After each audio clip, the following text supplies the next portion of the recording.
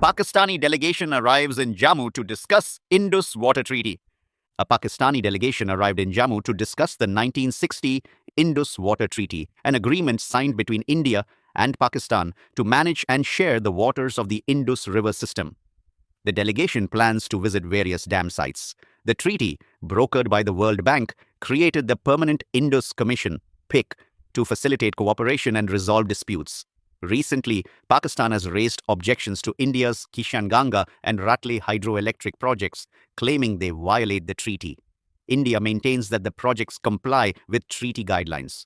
Despite efforts to resolve the issues through the PIC, Pakistan has remained reluctant to engage in discussions from 2017 to 2022. The World Bank has urged both countries to seek alternative dispute resolution methods. Indian envoy visits Berighat Air Base to meet IAF contingent in Egypt. India's ambassador to Egypt, Ajit Gupta, visited Berighat Air Base to meet the Indian Air Force IAF contingent participating in joint exercises with the Egyptian Air Force EAF from June 21st, 26. This marks the fourth joint exercise between the two nations, demonstrating strengthening defense ties. The two countries have a long-standing history of political cooperation and were founding members of the non-aligned movement. Agnipath Scheme, a potential global model for military and government jobs. The Agnipath Scheme, launched in June 2022, represents a significant shift in India's military recruitment strategy, aimed at infusing young talent into the armed forces. The scheme recruits Agniveers for a 4-year term, after which they rejoin the civilian workforce. This initiative aims to lower the average age of military personnel and provide a disciplined, skilled labor pool for the civilian sector. Despite its benefits, the scheme has faced criticism for its short service duration and lack of pension benefits. The government has made adjustments to address these concerns.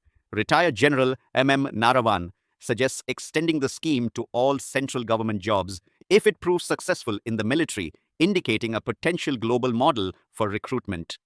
Internet fueling terrorism and separatism in Jammu and Kashmir, DGP Swain. DGP Swain emphasized the growing role of the internet in sustaining terrorism and separatism in Jammu and Kashmir. He noted that Pakistani handlers use online platforms to coordinate infiltrations and smuggle weapons, making cyberspace a significant security challenge. Swain highlighted the need for a counter strategy, pointing out that while privacy is important, it should not compromise national security. He called for strengthening cyber police stations to tackle these threats, underscoring the importance of addressing crime under the guise of privacy. Terrorists killed in anti-infiltration operation in Jammu and Kashmir's Uri. The Indian Army conducted Operation Bajrang in the Uri sector of Jammu and Kashmir, thwarting an infiltration attempt by terrorists. The operation, based on specific intelligence, led to the killing of one infiltrator. This marks the third encounter between security forces and militants in North Kashmir in a week. Previous operations in the region have resulted in the neutralization of several terrorists, including top Lashkar-e-Taiba commanders. These continuous efforts by the army aim to maintain security and prevent cross-border terrorism. Indian Army constructs suspension bridge in rain-hit North Sikkim. In response to heavy rains that severed connectivity in North Sikkim, the Indian Army swiftly constructed a 150-foot suspension bridge within 48 hours. Engineers from the Trishakti Corps worked under challenging conditions to complete the bridge, restoring access to border villages and facilitating the movement of people and relief materials. This effort demonstrates the Army's technical proficiency and commitment to supporting affected communities. MDL in advanced talks for Rs 35,000 crore Kalvari Submarine deal. Mazagon Dockyard Limited, MDL, is in advanced negotiations with the Indian Ministry of Defence for a Rs 35,000 crore deal to acquire 3 new Kalvari-class submarines. These submarines will feature advanced electronics and propulsion systems with a high indigenous content of 60%. The acquisition aims to bolster India's underwater capabilities and enhance maritime security, reflecting the country's commitment to modernizing its naval fleet. IAF to acquire 6 Tapas Drones, leading indigenous UAV acquisition. The Indian Air Force, IAF, has proposed acquiring 10 Tapas drones, developed by the Defense Research and Development Organization, DRDO. 6 of these drones will be for the IAF and 4 for the Indian Navy. These medium-altitude, long-endurance drones will enhance surveillance capabilities on both northern and western fronts.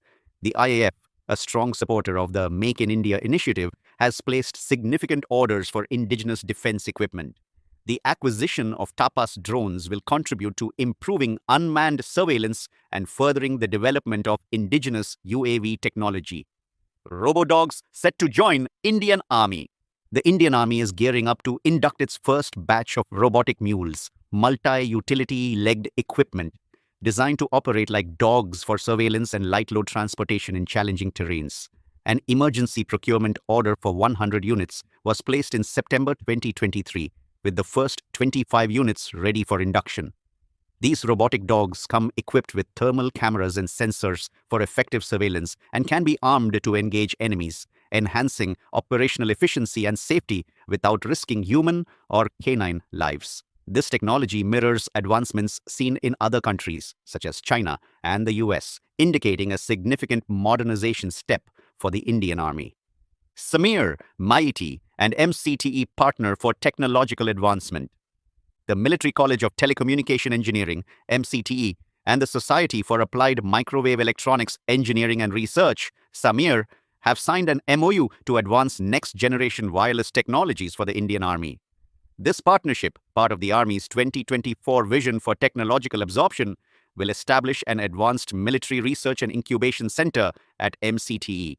The center will focus on developing solutions in 5G, 6G, software-defined radios, AI, and more, involving MSMEs and startups.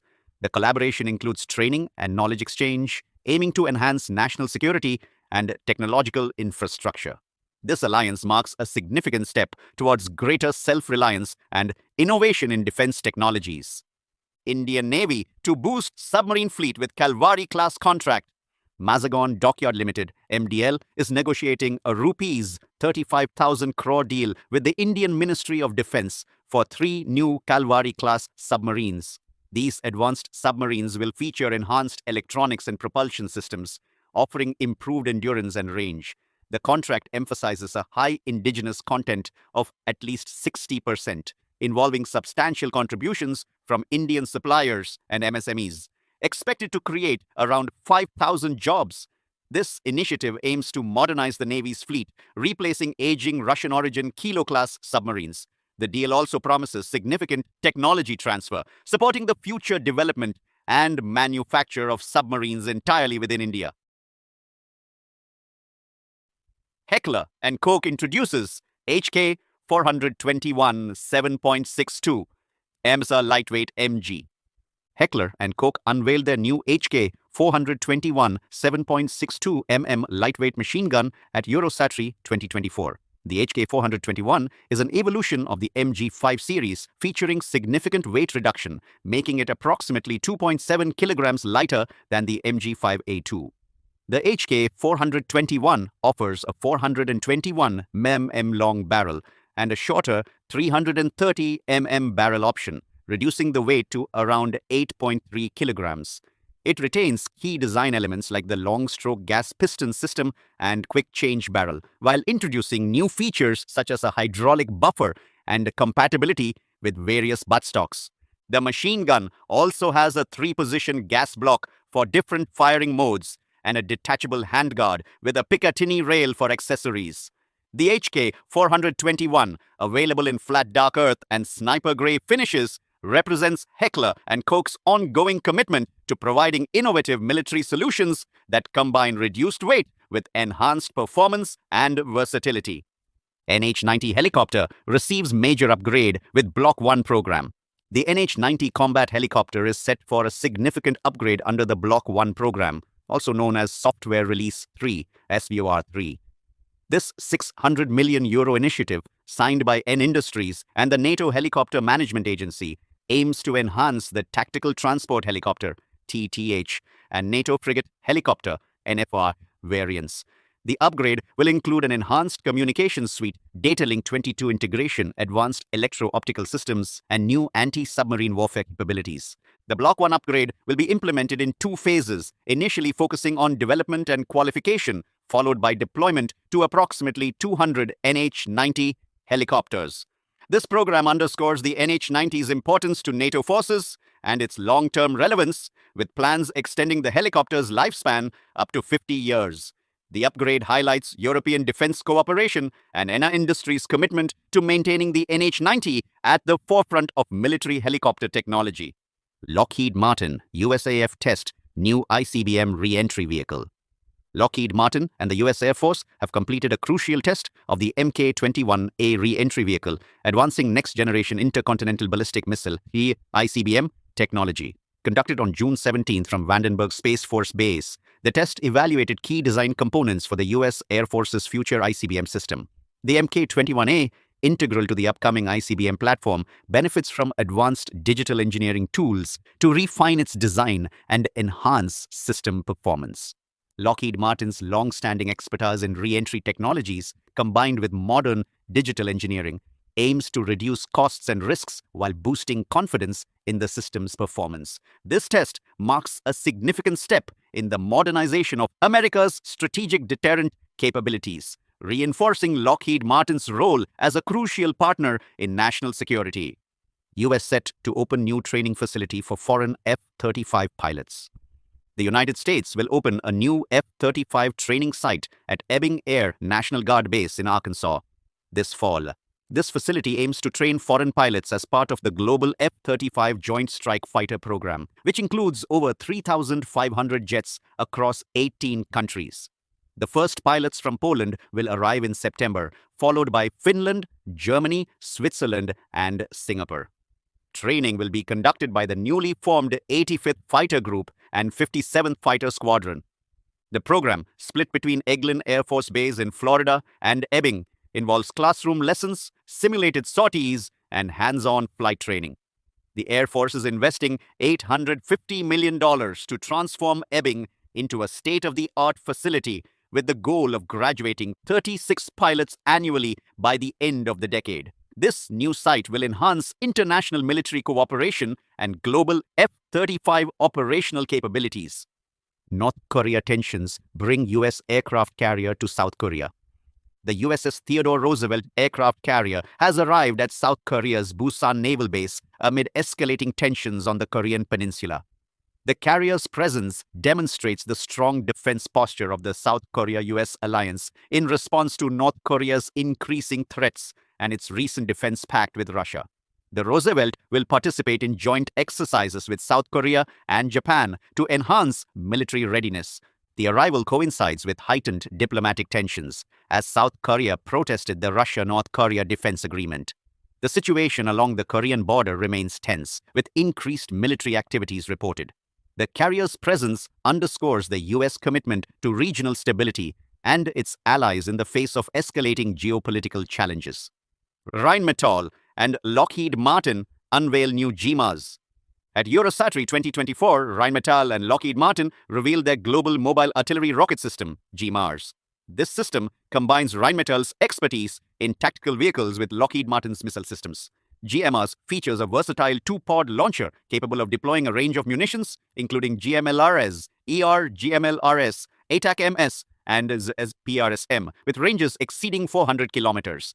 Designed for rapid deployment, GMARS operates on a robust 8-8 truck platform and requires a minimal crew. Its advanced targeting system ensures accuracy, and its modular design facilitates reloading in various conditions. GMARS promises to redefine mobile artillery capabilities, enhancing fire support for armed forces worldwide. BAE Systems starts building Australia's Hunter-class frigates. BAE Systems Maritime Australia has begun constructing the first 3 Hunter-class frigates, marking a significant milestone in the program.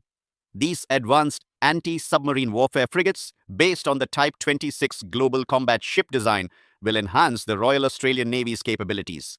The modular mission bay design allows for a wide range of operations, from warfare to humanitarian efforts.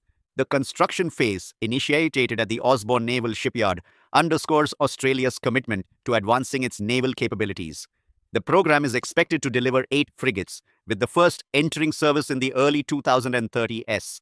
This project not only strengthens Australia's defense, but also stimulates economic growth and technological advancement in the shipbuilding industry. US military bought Russian-made MiG-29 Fulcrum fighters. The US acquired 21 MiG-29 Fulcrum fighters from Moldova in the 1990s, each costing $25 million. The MiG-29, a fourth-generation Soviet fighter renowned for its agility and versatile weaponry, was designed in the 1970s and entered service in 1982. This twin-engine fighter, capable of speeds up to Mach 2.25 and armed with various missiles and bombs, including nuclear capabilities, has participated in numerous conflicts. The US purchase aimed to prevent adversaries, notably Iran, from obtaining these advanced fighters and to gain valuable insights into Soviet aircraft. By analyzing the MiG-29's strengths and weaknesses, the US improved its force planning and combat strategies. Though these MiG-29s are now museum exhibits, the knowledge acquired has bolstered American military tactics and aircraft design, maintaining the US Air Force's technological edge. China develops new light tank for amphibious operations. China is developing a new generation of light tanks for operations in mountainous regions, amphibious landings, and urban environments. This development is a response to challenges posed by border tensions with India and Taiwan, where traditional heavy tanks are less effective. The new tanks, designed for high-altitude warfare, urban combat, and rapid deployment in amphibious operations, are currently undergoing trials. These light tanks are expected to have a crew of 2, modular armor, active protection systems, and a remotely operated weapon station. Speculations suggest they may incorporate components from the Chinese Type 15 light tank. The goal is to create a tank with a maximum weight of around 40 tons, offering a lighter alternative to the ZTZ-99, aligning with the PLA's strategy to enhance operational flexibility in various combat scenarios. Ukraine receives advanced light howitzer from AM General. AM General has provided Ukraine with a 105 mm Hawkeye mobile howitzer system, announced at the Fires Symposium. Delivered in April 2024, the Hawkeye is undergoing operational testing and evaluation in Ukraine. This mobile howitzer is known for its high mobility and can be transported by aircraft, helicopters, and even airdropped. It features hydraulic stabilizers for stability and a wide range of aiming capabilities. The Hawkeye's firing range is 11.6 kilometers with standard ammunition and up to 19.5 kilometers with rocket-assisted projectiles. It has a maximum firing rate of 8 rounds per minute. The system includes advanced fire control features, integrating optical and digital technologies, enhancing its precision and effectiveness in combat. Detailed satellite image reveals secretive US naval drone. A new uncrewed underwater vehicle, UUV, the Manta Ray, has been spotted at the Port Hueneme Naval Base in California. Developed under DARPA's Manta Ray program, this prototype is designed for long-duration missions without human support, featuring a design inspired by manta rays. It can anchor to the seabed and enter a low-power hibernation mode, conserving energy when not in active use. Northrop Grumman's Manta Ray prototype integrates autonomy, carrying capacity, energy efficiency, and modularity. It fits into 5 standard shipping containers, facilitating global transportation and rapid deployment. This UUV aims to enhance strategic maritime operations, offering a versatile and energy-efficient solution for extended underwater missions. Aerial drone launched by Yemen's Houthi rebels hits ship in the Red Sea. An aerial drone launched by Yemen's Houthi rebels struck a vessel in the Red Sea, causing damage but no reported injuries. The attack occurred off the coast of Hodeida, a rebel-held port city. This incident is part of ongoing assaults by the Houthis on shipping in this critical maritime corridor. The attacks have significantly reduced shipping through the route, impacting Asian, Middle Eastern, and European markets. The drone attack follows the return of the USS Dwight D. Eisenhower to the US after an 8-month deployment addressing these threats. The Houthis have vowed to continue their campaign as long as the Israel-Hamas conflict persists. Netanyahu rejects full ceasefire proposal in Gaza, opts for partial deal. Israeli Prime Minister Benjamin Netanyahu stated his willingness to agree to a partial ceasefire deal in Gaza, aimed at securing the release of some hostages held by Hamas. However, he emphasized the continuation of the war to eliminate Hamas, sparking criticism from hostage families. Netanyahu's comments contrast with a recent US-backed proposal for a complete ceasefire, which has caused tension with the US. Netanyahu's stance underscores Israel's commitment to its broader military objectives despite diplomatic efforts to end the conflict. This position may further strain US-Israel relations as the war in Gaza continues. US military considers Plan B for West Africa after Niger ousting. Following Niger's decision to expel the US military in favor of a partnership with Russia, US General C.Q. Brown is exploring alternatives to maintain US presence in West Africa. Potential relocation sites include Benin, Ivory Coast, and Ghana. The US built Air Base 201 in Niger at a significant cost, which was central to counter-terrorism efforts in the region. The political upheaval in West and Central Africa, marked by multiple coups, has complicated US military strategy.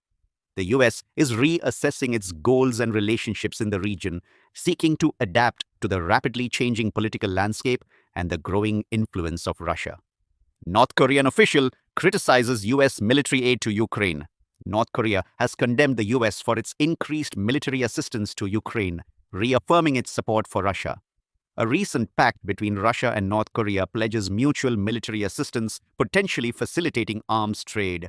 A North Korean military official warned of a stronger Russian response to US provocations, suggesting the risk of escalating to a new world war.